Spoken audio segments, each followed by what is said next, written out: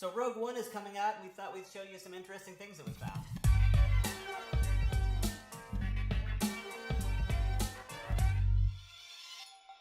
What's up, guys? I'm Tech. This here is Kojak, and like we said, we have some interesting things to tell you about Rogue One, the new Star Wars movie. Just some interesting facts that we found that we're gonna kind of chat about for a second. Starting off with when the film was set. So basically, this film is set before the events of A New Hope and 5 years after Star Wars Rebels, the TV series. Yeah. That's anywhere from a few weeks to a few days before Star Wars Episode 4.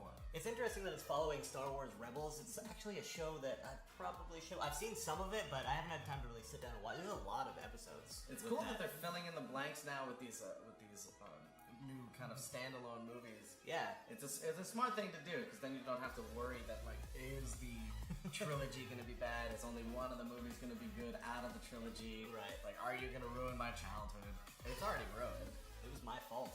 I did it to myself. Rude. So another cool thing is James Earl Jones is reprising his role as the voice of Darth Vader. So I'm very happy about that. The thing I wasn't happy about until I found out it wasn't true was that they were contemplating, or it was rumored that Hayden Christensen would reprise his role as Vader. And thank God that they just ended up using someone to put in the suit for Jones to talk over it. That's a much better plan for sure. But who else? I mean, who else can really voice Darth Vader? Unless you know, you're able to put it through some sort of like vocal effect that makes it sound exactly like James Earl Jones. Well, that Adobe plugin is coming out, so James Earl Jones will forever be able to be Darth Vader. Yes, which is so a good that's thing. Good. Morgan Freeman can read me to sleep for the rest of my life. So originally, John Knoll from Industrial Light and Magic didn't like Disney's early story concepts for the film, so he worked on his own idea along with other ILM employees, and they refined the story into a 30-minute pitch. They were like, this is the story that we want to make. Right. And then Kathleen Kennedy, who is the president of Lucasfilm, she loved the pitch and the movie was put in production. And she was like, this is the one we're going to make. And he actually got story credit for his effort, even though he didn't actually write the full screenplay. It was a 30-minute pitch based off of 5 words from A New Hope. Which is awesome. Yeah, and I'm scared about what the pitches were that he didn't like. Yeah, exactly. It's like, imagine if that wouldn't have happened and these would have happened. It's like, who knows? It's also really nice that someone can have the balls to just be like, you know what? I don't like these ideas. Yeah. Let's make our own ideas and just pitch it and see if it flies. And then they're smart enough to be like, no, this is the good one. This is the one we're running with. They've been very smart with the franchise. They're not rushing anything at all. And they're more than willing to do like reshoots and recuts and rewrites as time goes on. And that's fantastic. So I found this pretty interesting. Is the Rebel base Yavin 4, which was originally in A New Hope, a lot of the X-Wings and Y-Wing fighters were cardboard cutouts. They ended up using that same technique for the hangar in this one as well. So it's going to give it the same effect. It's just like when Force Awakens came out and everyone's like, are you going to use puppets? Are you going to use costumes? Right. Is everything going to be a giant green screen? Or are you going to keep the feel of the original? And the fact that they're doing things like that. Like that instead of CGI. Imagine if it would have just been like, we're making all of them. All the budget would have just, it would have just been. And they all have to actually be able to fly in space. I just want to know who's going to be the lucky person to take a cardboard cutout of an X-Wing home. It fits right here. No, it won't. It's hard to say if this is a sad fact or a happy fact or what, but a fact. A fact, I guess. Rogue One is going to be the first theatrical live-action Star Wars film not scored by John Williams, who obviously is the king of scoring in general. But he couldn't do one every year. Yeah. Like if you think, like you're scoring all the new Star Wars coming out, let him focus on let him focus on the new one. They chose Michael Giacchino, who composed the music for all of the other films directed by J.J. Abrams. So not some hack. You got a guy who knows what he's doing, who's going to come in there and take this. Someone Abrams trusts. Someone Abrams trusts. Imagine what's going through his mind while he's making this stuff. It's like, I'm doing Star Wars, I'm competing with John Williams. Oh man, that's rough. That takes a special person to be able to confidently compete with John Williams. If it sucks, don't put my name on it, please. So David Crossman, who is one of the main costume designers, actually said that a lot of the original costumes used in New Hope, Empire Strikes Back, and Return of the Jedi were actually used in Rogue One. So again, really cool. They kept them. Unlike most film things, even back then, it's like just kind of like we're repurposing it. We're doing this. We're doing that. Well, they started doing it. They started doing it later on. But no one knew that when A New Hope came out how big it was going to be. He just wanted to make the movie for himself. Yeah. So it's like that there's stuff that exists. I mean, I guess that kind of leads to Lucas's genius of knowing that he needed to keep like toy rights and keep stuff. For sure, and again, this is a testament of them trying to be faithful to the franchise, trying to be faithful to the fans, and make it look right. Like that's the thing. I wonder if they kept Leia's like slave outfit. If they did, that is an expensive costume that exists in this world I'm right sure. now. That is very- Put that up for auction. Be able to fund the next Star Wars movie. And yet you'll still look like everyone at a Halloween party.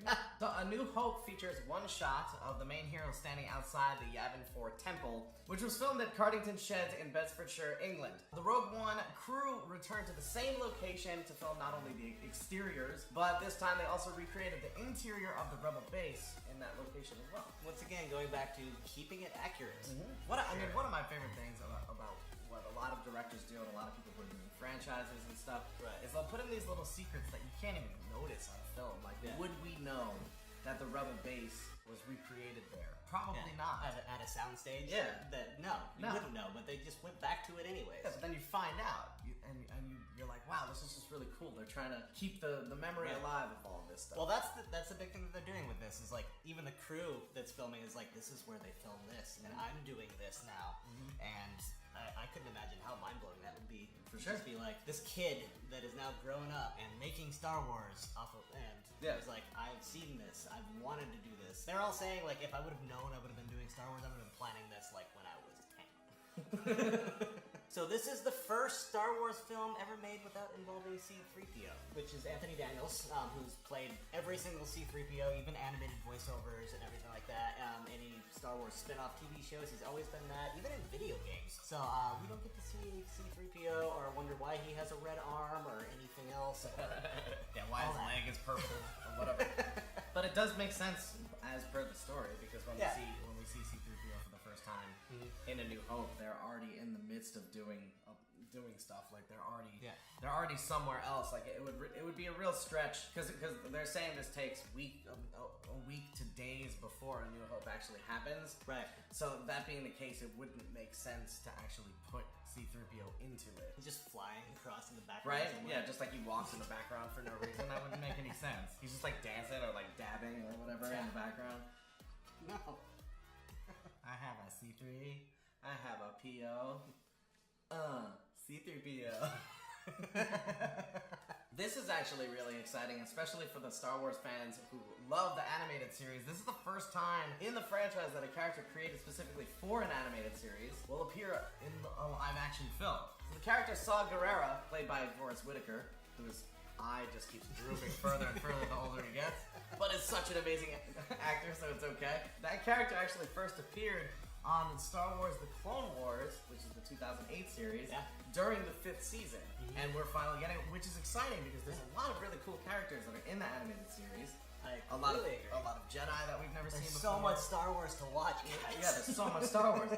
So if they start bringing those characters in and start, going back toward like the Rebels time and things like that, then we might end up seeing all of these characters in live action. And right now, the only way we can see them is by going to a Comic-Con. So a large majority of this film was actually shot on film, 70mm film, and Panasonic lets the director of photography use the lenses that they made for Quentin Tarantino to use for Hateful Eight, and they're anamorphic lenses, and anyone that's in film knows that if you're trying to take an anamorphic lens and squeeze it onto a 70mm film, it's gonna be huge. It's Ben-Hur size. This is what Ben-Hur shot on. Like, not the shitty new one.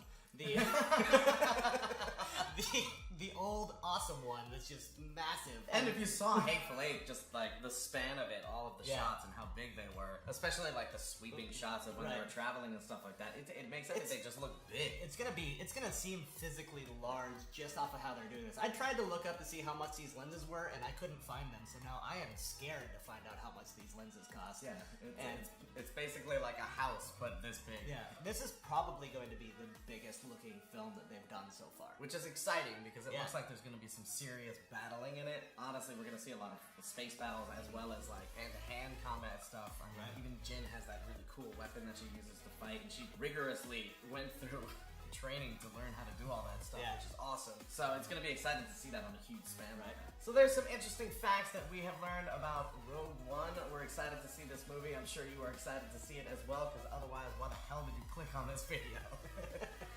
If you know any more facts that we should see prior to seeing the movie or even afterwards, let us know. We'd love to hear. We always like learning new stuff about Star Wars. No spoilers. No spoilers, though. You spoil this. And I don't think we we'll did any find you. spoilers in here. We didn't. Don't worry. We're Boss Level 8. My name is Tech. This is Kojak. We have a channel called Boss Level 8 where we make fun of movie critics in order to make you laugh. And hopefully we do that really, really well.